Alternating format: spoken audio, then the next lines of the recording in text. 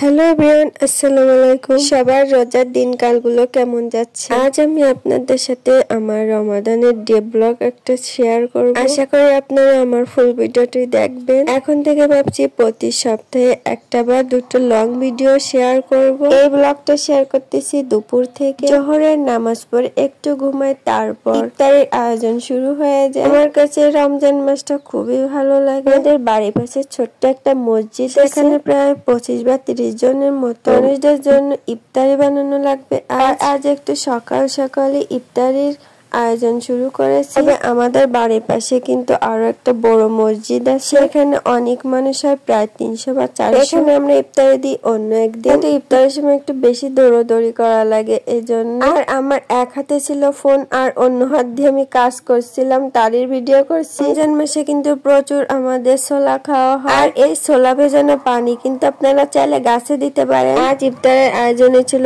ছোলা, আলুর চপ, বেগুনি, পেঁয়াজ, খেজুর, বড়ই, আঙ্গুর, জিলাপি, শসা, টমেটো,